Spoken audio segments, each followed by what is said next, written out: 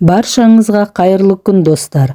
Менің арнама қош келдіңіздер. Сіздермен бірге Ас адамның арқауы арнасы.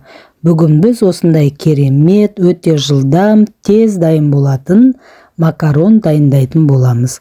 Алдыменен менің каналыма тіркеліп, лайк басып кетуді ұмытпаңыздар. Қызып тұрған отқа табамызды қоямыз, май құямыз.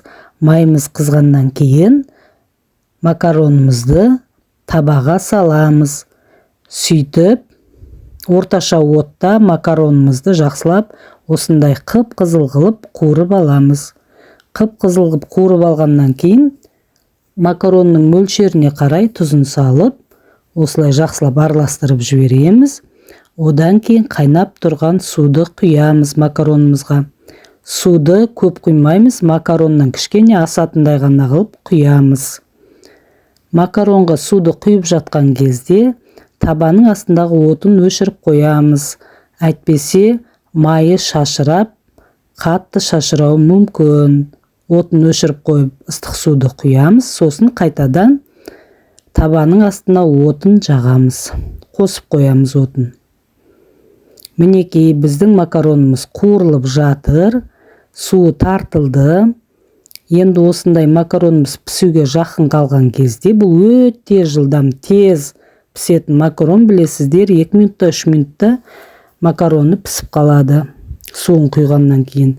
Бүгін мен оның бетіне осындай консервідегі құтыдағы сиыр еті, кублейді салғалы жатырмын.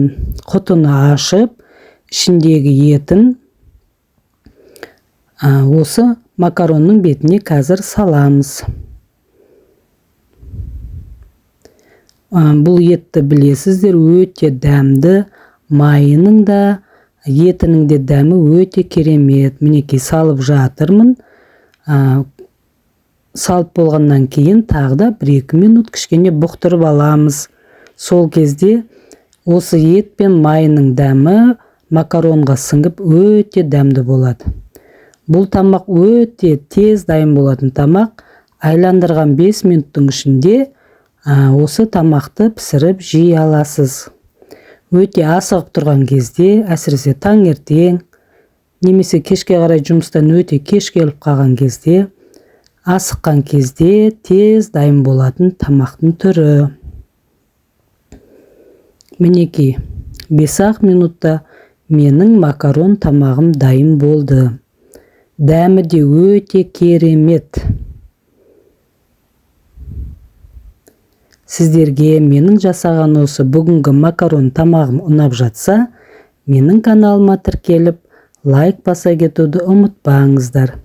Мінекей, енді дайын болған тамағымызды тарелкамызға салып, дастарханымызға алып бара берсек болады. Иісі қандай керемет, иісі мүңкіп тұр. Шашпа палау сияқты болып, өзі де макаронымда шашпа болып, әдемі болып пісті. Мінекей, бір-біріне жабыспай, әдемі болып пісті. Дәмі де өте керемет. Үй жағдайында 2-ақ заттан жасалатын макарон тамағы. Тек қана кублей, консервідегі ет және вермишель, 2-ақ өнімнен жасалатын тағам.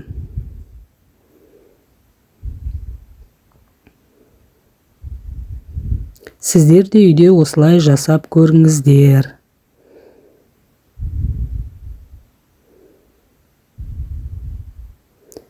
Бала-шағаға, үйдегі адамдарға ұнайды деген ойдамын. Назар қойып тыңдағандарыңызға үлкен рахмет. Сау болыңыздар. Алдағы уақытта менің видеоларымды көріп, тамашалап тұрыңыздар.